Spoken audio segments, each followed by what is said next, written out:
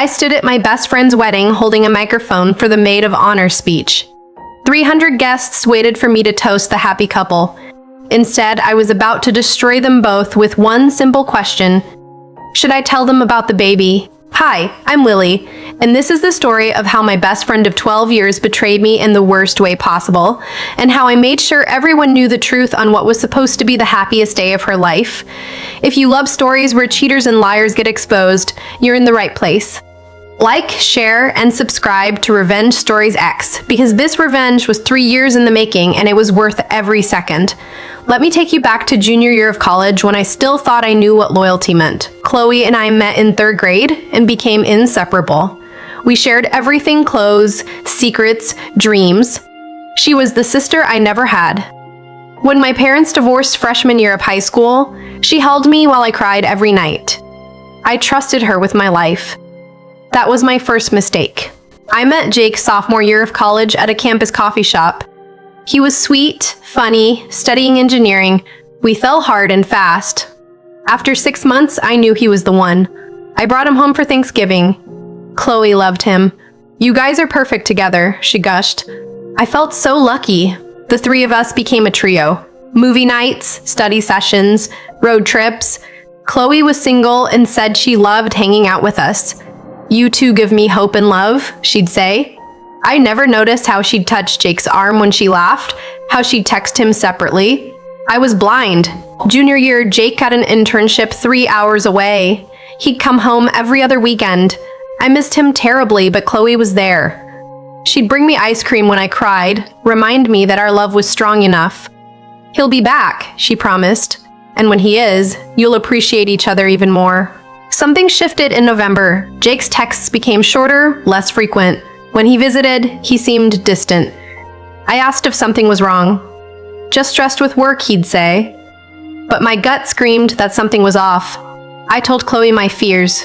She hugged me tight and said I was being paranoid. Christmas break. I borrowed Chloe's laptop because mine died. A text notification popped up. Last night was amazing. Miss you already. From Jake. My hands shook as I opened their messages. Months of conversations. Sexual messages. Plans to meet up. Promises. My best friend and my boyfriend. For 6 months, I confronted Chloe first. She broke down immediately, sobbing that it just happened, that they couldn't help it, that she never meant to hurt me. I screamed until my throat was raw. Then I called Jake. He admitted everything, said he'd fallen for Chloe but didn't know how to tell me.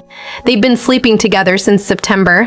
What destroyed me most was what came next. Chloe called me 2 days later, crying. She said I was being dramatic, that I should be happy they found love, that real friends would support each other.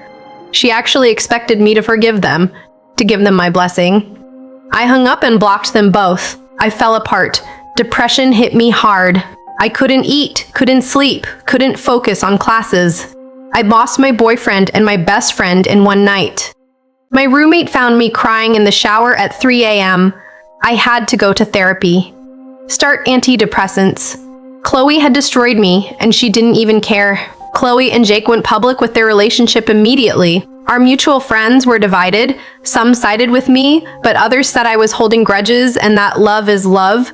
Watching them post couple photos on Instagram felt like being stabbed repeatedly. They looked so happy, like I never existed. Like what they did to me didn't matter. My therapist helped me see I wasn't crazy. What Chloe did was emotional abuse, betraying me, then gaslighting me into thinking I was wrong to be hurt. My real friends rallied around me. My mom flew out to stay with me for a week. Slowly, painfully, I started putting myself back together. Senior year, I focused on healing. I graduated with honors, got into grad school. I dated a bit, nothing serious. I was rebuilding myself piece by piece. Meanwhile, I heard through mutual friends that Chloe and Jake were still together. Apparently, they were so in love. It still stung, but less each day. 2 years after graduation, I saw it on Instagram. Chloe and Jake were engaged. The photos were gorgeous beachside proposal, her crying, that ring. Comments flooded in with congratulations. My stomach turned. But then I noticed something. Chloe had sent me a DM. I'm getting married. I know we haven't talked, but you were my best friend once. I want you there. I stared at the message in disbelief. She wanted me at her wedding. After everything, was she serious? But then she sent another message. I'm asking you to be my maid of honor. I know it's a lot to ask, but it would mean everything. We were sisters once. Please consider it. My first instinct was to ignore her, block her again, but something stopped me. An idea started forming, dark, petty, perfect. I remembered something from 2 years ago, something I'd seen in those text messages. Something Chloe thought I'd forgotten, something that Jake definitely didn't know. I waited 3 days before responding. I'd be honored, I typed. Chloe called immediately, sobbing with happiness, thanking me over and over. She said she knew I'd grown and healed, that this meant I'd forgiven her. I let her believe it. Meanwhile, I started gathering what I needed for the wedding day. Plain maid of honor was torture. Dress fittings, where Chloe gushed about Jake. Bridal showers, where she told our cute story of how they fell in love conveniently, leaving out the part where they betrayed me. Bachelorette parties, where she got drunk and told me she always knew Jake was the one. Even when he was mine, here's what Chloe didn't know I knew. In those messages from 3 years ago, there were texts about a pregnancy scare. Chloe had gotten pregnant while she and Jake were still cheating. She had an abortion and never told him. She made him think she was visiting her sick grandmother for a weekend. He had no idea. I'd screenshotted everything before she could delete it. Medical appointment confirmations, her texts to another friend about the procedure, her relief that Jake never had to know. She'd hidden this from him for 3 years. And now, on their wedding day, surrounded by everyone they loved, he was going to find out. The night before the wedding, Chloe pulled me aside. Thank you for being here, she said, tears in her eyes. I know I hurt you, but I really did love him. We couldn't help it. Even now, she was justifying it, making excuses. She still didn't think what she did was wrong. That sealed it for me. The wedding was beautiful. 300 guests, gorgeous venue. Chloe looked stunning in her dress. Jake cried when he saw her walk down the aisle. During the ceremony, I stood beside her, holding her bouquet, thinking about what I was about to do. My heart pounded. There was no going back. Reception time. The best man gave his speech funny, sweet. Then it was my turn. I stood, took the microphone, smiled at the crowd. I've known Chloe for 15 years, I began. We've been through everything together. And I do mean everything together. And I do mean everything. Chloe smiled at me, eyes misty. Jake looked grateful. 3 years ago, Chloe and Jake started their relationship while Jake was dating me, I said calmly. Gasps rippled through the crowd. Chloe's face went white. But that's not why I'm here today. I'm here because of something Jake doesn't know. I pulled out my phone. Chloe, should I tell them about the baby? The one you got rid of without telling him? The room erupted. Jake stood up, face confused, then horrified as he processed what I said. Chloe lunged at me, screaming that I was lying, but I projected the screenshots onto the venue's screen texts, appointment confirmations, everything. She got pregnant 3 months into your affair, I said to Jake. And she never told you because she didn't want it to complicate things. Jake stared at Chloe, who was sobbing and begging him to let her explain. But there was nothing to explain. The evidence was clear. His mother was crying. Chloe's parents looked mortified. Guests were filming on their phones. I set down the microphone, walked through the silent crowd, and left. I heard Jake screaming at Chloe behind me. Within an hour, Jake had left the venue. The wedding was over. No first dance, no cake cutting, no happily ever after. Just Chloe sobbing in her wedding dress while guests awkwardly filed out. I heard later that Jake called off the marriage that night.